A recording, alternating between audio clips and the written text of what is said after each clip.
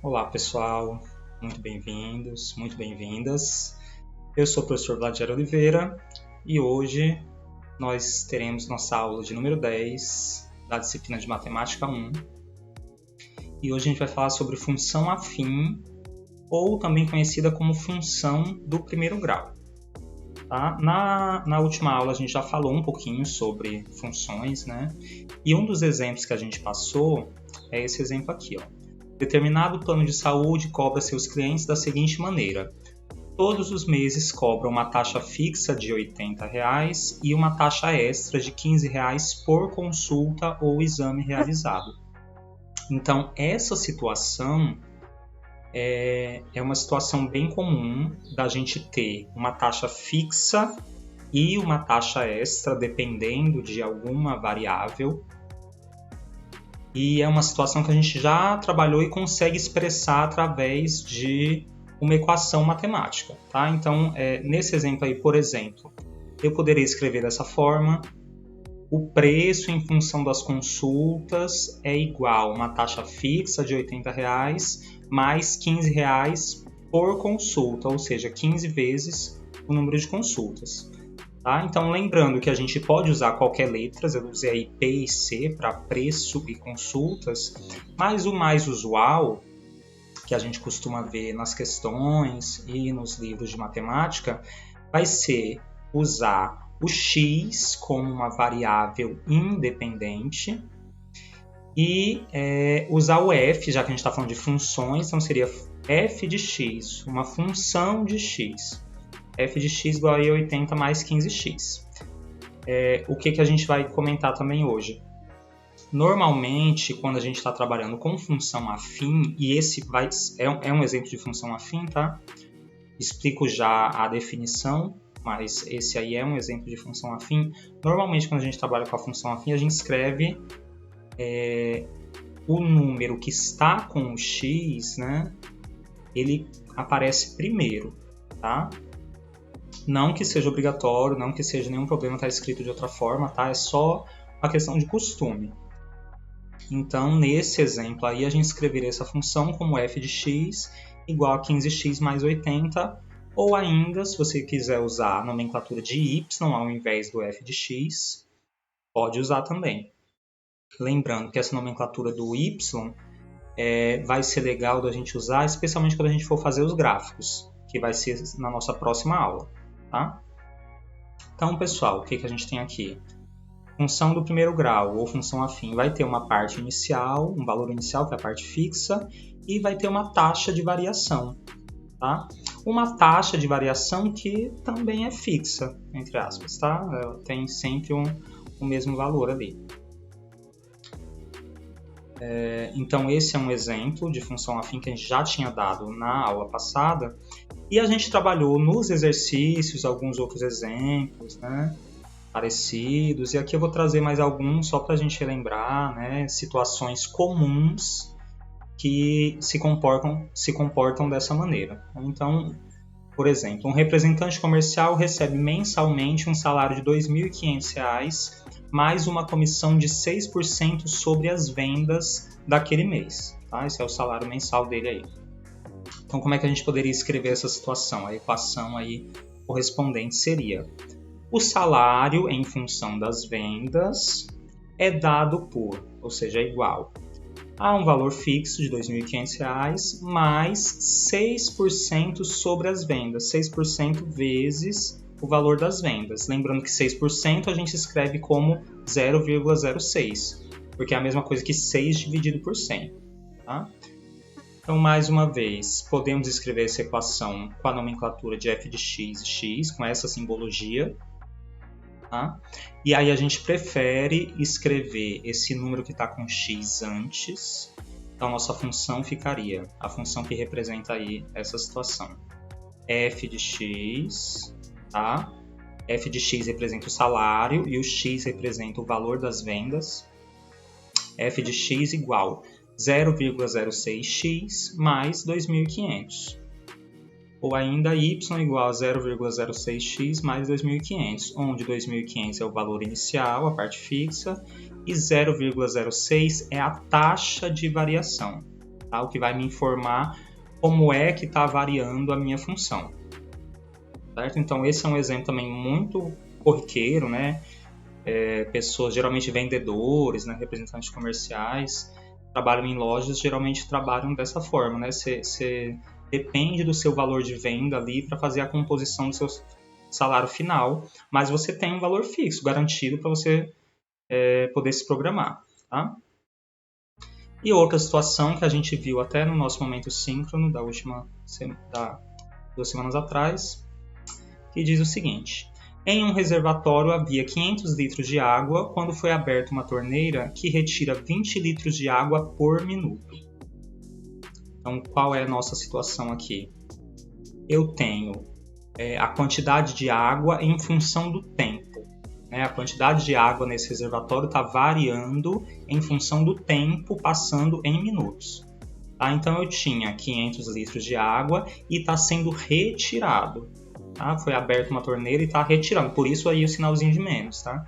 Está sendo retirado 20 litros por unidade de tempo, que nesse caso aí está em minutos. Então, a cada minuto sai 20 litros de água desse reservatório. Certo? Então, essa é a equação que representa essa situação, mas que também poderia ser escrita, mais uma vez, usando a simbologia de x e f de x, tá? No lugar aí da variável dependente e da variável independente. E aí, mais uma vez, eu prefiro escrever o número que está com x primeiro, tá? Então, nossa função ficaria f de x igual a menos 20x mais 500, ou ainda y igual a menos 20x mais 500, onde 500 é o valor inicial, é a parte fixa, e menos 20 vai ser a taxa de variação. A cada minuto a gente perde 20 litros de água, certo? Então, tem 3 situações aí, 3 exemplos diferentes, que são exemplos de função afim, tá? Que são essas funções, onde sempre eu tenho um valor inicial e uma taxa de variação definida, tá? Uma taxa de variação constante também. Quando a gente pensa na definição formal da função afim, essa definição fica dessa forma.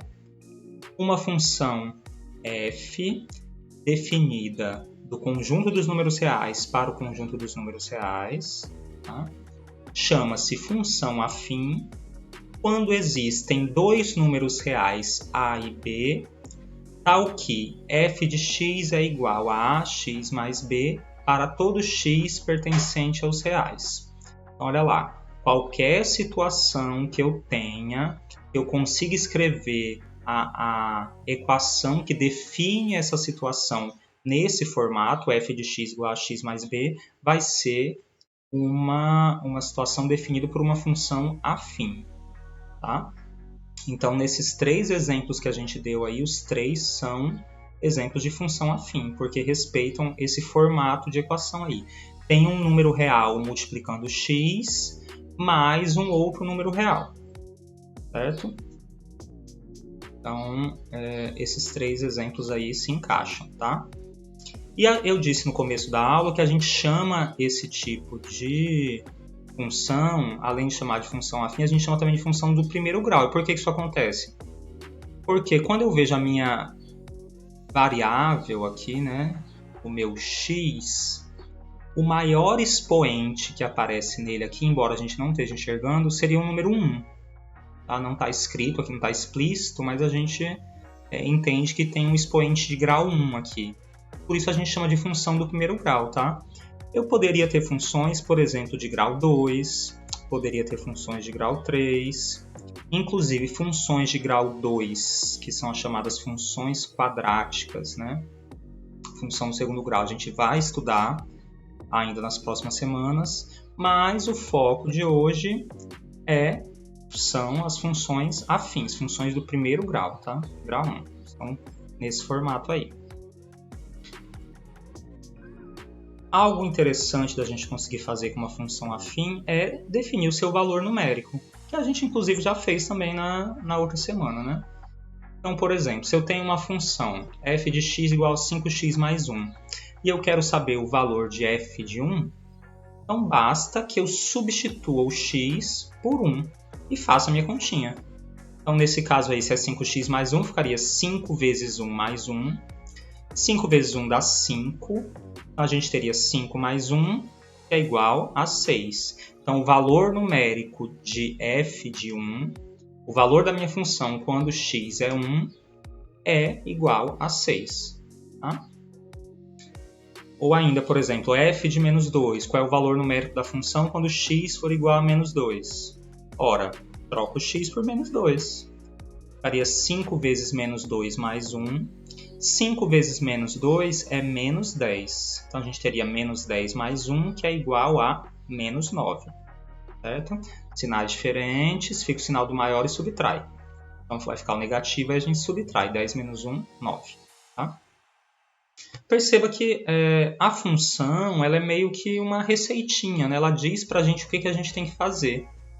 Tá? E esse comando dado pela função, ele pode ser respeitado, inclusive, quando tem letrinhas aqui, ó. Não sejam exatamente só números, tá?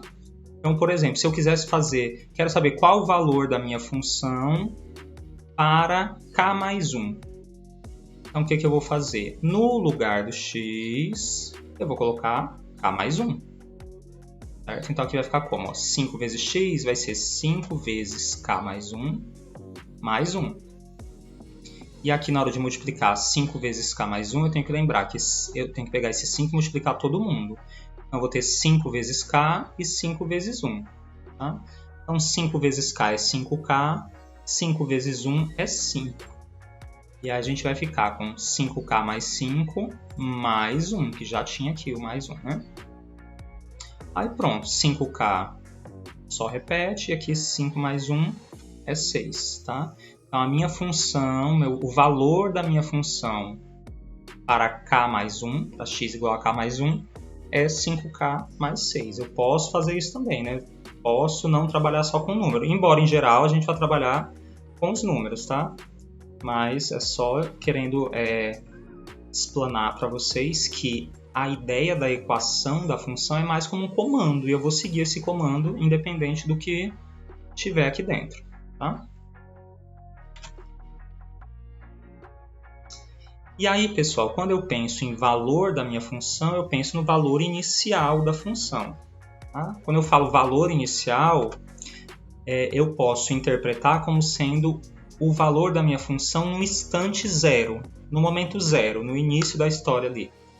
Qual é o valor da função? Então, para esse exemplo que a gente estava trabalhando aí, o 5x mais 1, seria 5 vezes 0 mais 1. Ora, todo número multiplicado por 0 é 0. Então, 5 vezes 0 soma e fica só o 1.